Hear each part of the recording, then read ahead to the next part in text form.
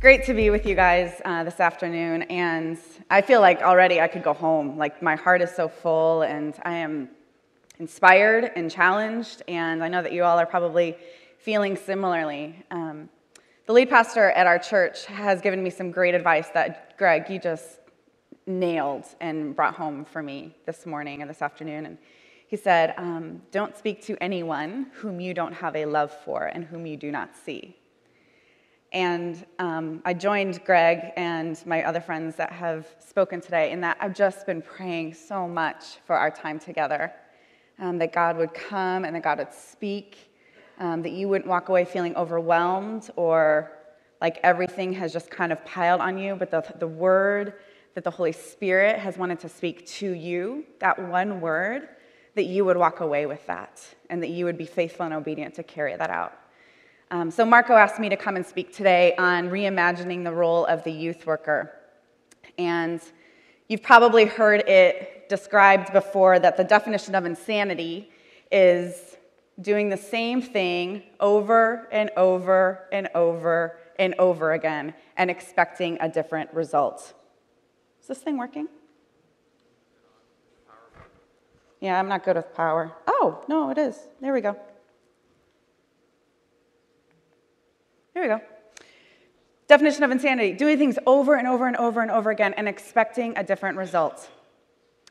When research and plain old common wisdom and our own personal experience shows that over 50% of kids are walking away from their faith after they graduate from high school, they're walking away from the church, they're putting their faith in a lockbox for college and beyond, something clearly is not working. Something is clearly broken in the system when 50% of our kids are walking away from faith. I know that you and I both did not get into this whole deal of youth work with this grand fantasy that when we graduate kids and they head on to college or into that next season of life, that half of them are going to walk away from faith. None of us dream of that reality. Clearly, something is not working right. And it's really unacceptable. But I think somewhere in the midst of it, we've kind of become that frog in the kettle where that has become okay. That we can accept that somehow as being a normative and approved reality for us. And we somehow think that even if we just tweak a little bit our programming or the way that we do small group leadership or the way that we do events, that somehow that number is going to drastically change. And I'm here to say I disagree with that. I do not think that a little tweaking is going to change that number and is going to change our reality. Something desperately has to change. And my proposition to you today is that it starts with leadership. I believe that in the face of changing youth culture and of student culture, Brock did a beautiful job yesterday kind of talking about this whole post-Christian world that if you're not feeling it and if you're not living in it yet, we will be living in it in the not-so-distant future. So if we think we can just kind of go about business as usual, that you can continue to do youth ministry the way that you started doing it when you entered it, I've got to say, I challenge that. We've got to change our vision for the youth worker's role, and I believe that is a fundamental starting place in changing that statistic. Something isn't working. Something desperately has got to change. And to be honest with you, in my context, we were actually a little bit okay with that ridiculous statistic. We were okay living in that insane kind of world, tweaking things here and there, but not really seeing any massive changes or massive results. The catalyst for us in reimagining the role of the youth worker actually started with a staffing transition.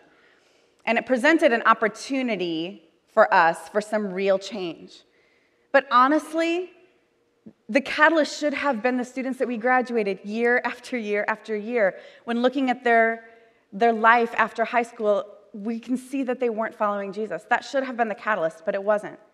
So our journey to redefine the role of the youth worker, it started with a staffing transition, and it turned into a really intense and honest assessment of what was happening in youth culture, what was happening in our church, kind of the current reality that we were living in as a community, an assessment of the past 5 years of youth ministry in our church, the good, the bad, and the ugly of everything that we had done, some future values that we wanted to instate in our church, and it led into some practicals for how we wanted to live into our future. And after a month of some really good and hard evaluation and assessment, we recreated the position. We redesigned it. And we defined this new role of the youth worker as a student integration pastor. And we were emphatic. This was not a youth pastor position. Were we maybe a little bit crazy? Because we kind of banned that title. We said, no longer is anyone allowed to use the word youth pastor in our church. That is a dead term in our church. Was that a little crazy? Maybe. No, I don't think it was actually. Because a title actually means something.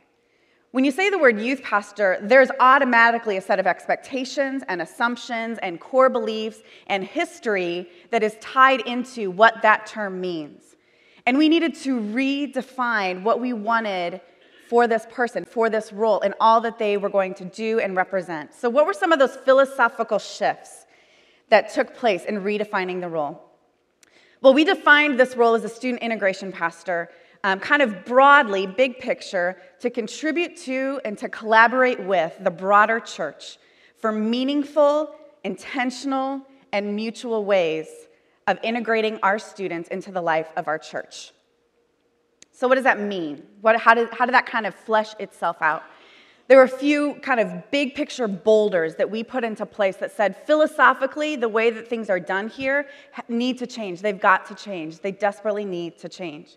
The first thing that we said is that the student integration pastor has to be relational and intergenerational, not programmatic and not segmented. So much of a youth pastor's role, things that I have done in 15 years of youth ministry experience, so much time has been involved in planning programs and planning events and programming and sitting in my office or working with teams to create programs that are going to intersect, hopefully, the life of a kid, instead of walking with students and developing our people. And so we said, what if we turn that upside down and we became so much more relational? And what if we actually reached past our youth group, and what if we looked into the children's ministry and the college ministry and the adult ministries, and we connected the generations together with one another for mutual ways of learning with one another? Because we really believe that it takes a village to raise a child. And that village has got to be so much larger than our siloed, independent youth ministry. The second thing that we said about this role is that it has to be collaborative and it has to be big picture. So in all things that we would do as a youth ministry from here on out, we were going to look at the ways that God was active in our entire church, the ways that God was moving all throughout our church, and we are going to investigate how can students intersect with that? How can students be a part of what God is already doing instead of creating our own things in our own little areas and segmenting and siloing off what is happening just in the youth ministry? We've got to collaborate with the rest of the church, and we have to look big picture at what is happening throughout our church. I really believe that in the course of youth ministry over the past 25, 30 years or so, that the immediate family and that the larger church, the whole church, has been kind of relegated out. And we have been able to kind of do our thing and be the experts and create the amazing model of what it looks like to have kids involved in our ministries. We need to bring back in those families and the spiritual family that God has really supernaturally ordained for us. So we'd be collaborative, we'd be big picture. The last kind of big idea for this role was that we said, this person has to become the champion for teenagers at our church. That we need to remind the church of their responsibility of spiritually forming our kids. This person needs to be the lead banner waver to our entire church, saying, look at what God is doing with our students. Be a part of it, contribute to that, and let our students be a voice to our church too. The past year and a half that we've had this role, had this person in this role, our kids, our students have been leading our church in incredible ways and beautiful ways, but the church has been pouring back into them at the same time. So this person had to become a champion for our teenagers. Well, we presented this idea, and truthfully, we started experiencing a lot of resistance to the concept, shocker, And a lot of skepticism. I remember a conversation with a mom. She pulled me over. She's on our leadership team too, our elder board. She pulled me aside in the hallway and she goes, "This is really just like a youth pastor, right? We're just kind of tweaking the name. It's just some kind of cool thing you must have learned at Youth Specialties or something." So much skepticism and so much resistance, digging their heels in, saying, "We will not change." It's actually not broken. What is happening in our youth ministries, it's actually not broken. We're doing okay. And to be really vulnerable with you, it was painful for me. I'd been at our church 7 years at this point. I thought I had some street cred. I thought I had like enough trust in the bank that they would just roll with me on this one. They didn't. And for that entire summer when we reimagined this, I probably cried every single day because of the emails, the conversations, the comments, the things that were being said behind my back. People were so resistant to this idea. But I believe something about leadership, and I want you to hear me on this. Leaders take people to places that they do not want to go on their own, but places that people need to go. It's a leadership responsibility for us. And all too often, we are still content with kind of living in that insane world, thinking if we just do it over again, maybe it'll be different this time around. Even when it's kids' lives, even when it's their soul's health that is at stake, we still can be content in living in the insane. But when a leader sees a new way, we've got to take people to those new places. So when there is resistance, what do? I believe that with redefinition, resistance will come. And so what do we do with this? Scott Carmode is at Fuller Seminary, and he's been so helpful for us at our church of helping us to think through how do we handle this resistance. So I'm going to close with just 4 quick thoughts on what to do when the resistance hits. First is expect resistance. Life is like 80% of like expectation management, right? And so if we can just expect that in our leadership role, that will change a lot for us, just kind of getting out the gate. I really believe that the resistance is a good sign that people care and that people are engaged and invested in what's going to happen. So expect that people are going to resist. Second, talk in terms that people care about. Ultimately, we all want the same thing. Our senior pastor, the youth workers, the parents, kids, all across our churches, people want to see kids thrive in their relationship with Jesus. We want to see kids follow Jesus for a lifetime. We want to see them become all that God has created them to be and to live within the kingdom and contribute as fully as they possibly can. We all want the same things, but often we are talking 2 different languages and how we're going to get about that and what we're going to do with that. And so talk in terms that people care about. As you listen and you hear that resistance come out in their language, find the places where their fear is emerging and speak into that, listen to that, and find new terms where together you can create a new language and create new terms. Third, change can mean loss or change can meet a longing. Ultimately, change is not what people freak out about. I'm sure some of us in the room wouldn't mind losing 10 pounds. The change in our bodies after 10 pounds being gone probably wouldn't be the worst thing in the world. We wouldn't be so afraid of that. We are afraid of the cost that is going to be associated with or the loss that is going to result from the change. And so, for example, people may be afraid that in redefining the role of the youth worker at your church, that it's going to mean that we no longer care about students, that we're just going to throw them in the main auditorium and let them flounder. People may be afraid that they might have to invest more. It might cost them something to engage in the life of a 12-year-old boy. They're afraid of what it's going to cost. But change can also meet a longing. You look at a single mom with a 14-year-old boy, probably one of the things that she longs most for is for other men to be investing and contributing and speaking into and walking with her son. And so when we redefine the role, we can meet that longing that exists with that mom and meet that need in entirely new ways that were not possible in the old way of doing things. So change can mean loss or change can meet a longing. The third thing is my favorite definition of vision. And I think vision can best be described as a story of a future hope. We've heard some stories today about hope and how hope changes things, how hope transforms. I know even in my own life and in my own story, in my darkest days of my life, when I chose to believe that God is a God of hope and not of despair, when I chose to believe that this is not the end and there is something else that God is at work doing, there is hope for the future. We, out of all people, we have to believe that God is a God of hope. Amen? And vision helps to create those stories of a future hope.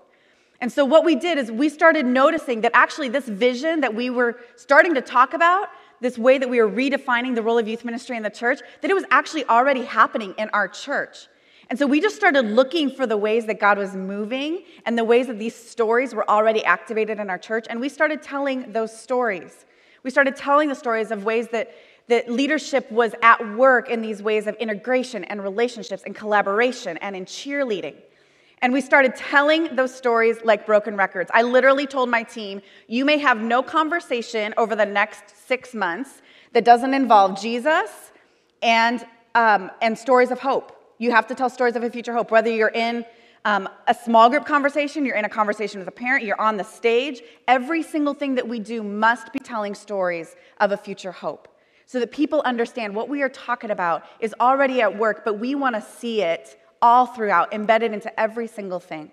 So we started telling stories of boys in our youth ministry, like 16-year-old Brandon, who had this passion, this burden in his heart to teach our middle school students how to worship. And so he formed a band, and he started leading worship in our middle school ministry with his other high school friends. And then our worship team and our whole church got kind of wind of what was happening with Brandon and his worship team. And so our worship pastor started going over to his house and doing jam sessions at his house in his basement and just hanging out with him. And then our worship pastor invited him to be a part of our worship team. And Brandon was the very first non-adult to ever play on the worship team and like the main stage of our church. It was happening. It was a beautiful picture. Or stories like Suncern, who was a college student who was in our town, but his family was far away, and Suncern started volunteering at a middle school ministry, but couldn't go home every holiday and didn't have that family nearby and that support system. And so the small group of guys that he was leading, the parents understood this whole idea of the integration thing, and so they invited Suncern over for Thanksgiving dinner. They invited him over to special events that were happening in the household, and Suncern became way more than a small group leader for those 6th grade boys. He actually became members of the family as he was connecting to families throughout our church. It was already happening. There were stories of this hope, and that vision then began to leak its way out.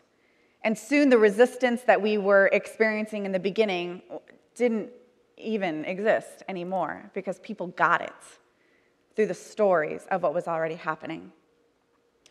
So my final word of encouragement is we need to be honest that things aren't working. One of the primary tasks of a leader is to define reality.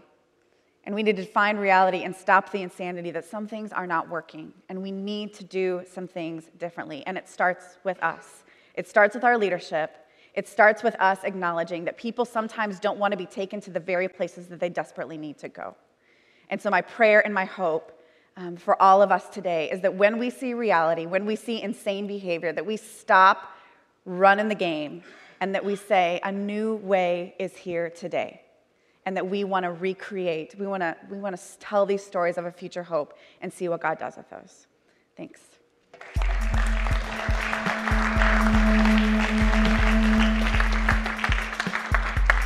April. Awesome. Okay.